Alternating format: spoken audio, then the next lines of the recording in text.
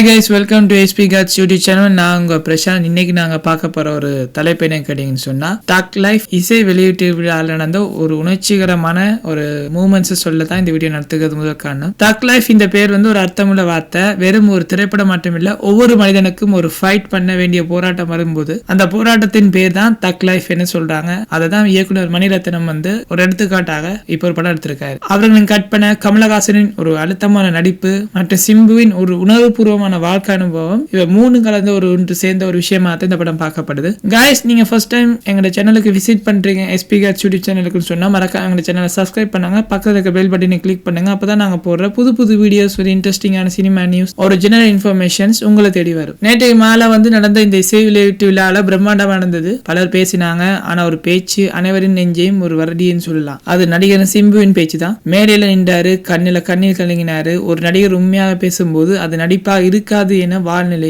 சிம்பு அப்படி என்ன சொன்னா, என் மேல ரெட் கார்டு போடுறது சூழல் வந்துச்சு. இந்த வரிகள் ஆரம்பிக்கும் போதே மக்களின் மௌனம். ஒரு சமயம் சிம்பு தமிழ் சினிமாவிலிருந்து ஒதுக்கப்பட்டவர், தயாரிப்பாளராக அவர் மீது நம்பிக்கை இழந்த நேரம். அந்த நேரத்துல ஒரு மனிதர் மட்டுமில்ல, அவரை நம்பினார் மணிரத்னம். செக்க சிவந்த வானம் இந்த படம் சிம்புவுக்கு வாழ்க்கையை திருப்பி போட்ட ஒரு தருணம். சினிமால ஒரு வாய்ப்பு, பல சமயங்கள்ல ஒரு புனர்வாழ்வுனே சொல்லலாம். சிம்பு என்ன சொல்லிருக்கான்னு சொன்னா, அந்த டைம்ல செக்க சிவந்த வானம் படம் ஷூட்டிங்ல அப்போது என்ன வச்சு படம் எடுத்த தயாரிப்பாளராக பயந்தாங்க.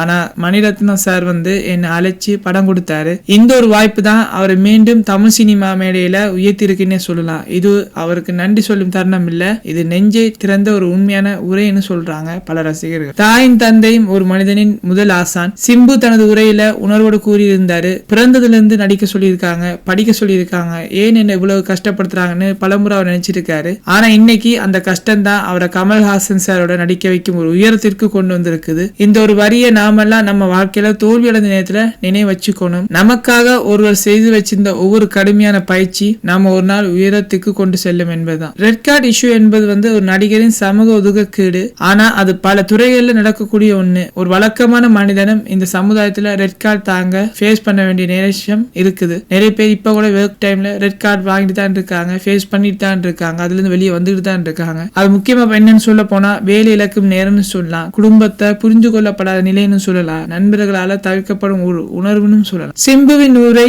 இந்த ரெட் கார்டு அனுபவத்தை ஒவ்வொருவரும் வாழ்வோட ஒப்பிட்டு பார்க்க வைக்குது. அதுல நாம நம்மையே காண வைக்குது. இந்த கதையை சொல்லும் விதத்துல உங்க யூடியூப் சேனல் ஒரு மனித உணர்வுகளுக்கும் எங்களுக்கும் பார்க்கும் பார்வையாளருக்கும் ஒரு விதமான ஃபீலிங்ஸ் உண்டாக்குது. 40 வருஷத்துக்கு அப்புறம் கமல் சாரோட நடிக்க வாய்ப்பு கிடைச்சிருக்குன்னு சிம்பு சொல்லியிருக்காரு. நம்மள யாராவது நம்முடைய ஹீரோடன் வேலை செய்யும் நிலைக்கு வந்து விடுவோம் என கனவு வச்சிருக்கலாம். சிம்பு அதை பண்ணியிருக்காரு. இது ஒரு சாதனை, இது ஒரு இலட்சியமா வாழ்ந்தவர் அடைந்த ஒரு வெற்றியாக அவர் சொல்றாரு. இந்த உரையின் அடிப்படையில பொறுமை இருக்குது, நம்பிக்கை இருக்குது, கடின உழைப்பு இருக்குது சிம்புவின் ஸ்பீச்ல. ஏன்னு கேட்டா முதல்ல இருந்த சிம்புக்கு இப்ப இருக்க சிம்புக்கு நிறைய டிஃபரன்ஸ் எங்களால பார்க்க முடியுது. காய்ஸ், எத்தனை பேர் வந்து இப்ப தக் லைஃப் படத்துக்காக வெயிட் பண்ணிட்டு இருக்கீங்க? இது ஒரு சினிமா மட்டும் இல்ல, இது சிம்புவின் வாழ்க்கையின் ஒரு பிரதிபலிப்பு. சினிமா உலகத்துல ஒரு முக்கியமான ஒரு துருப்பு முனைன்னு சொல்லலாம். சிம்பு ஈஸியா இப்ப ஒவ்வொருவருடன் கனெக்ட் பண்ணும் ஒரு சொல்லும் செய்திகள் கூட ஈஸியா.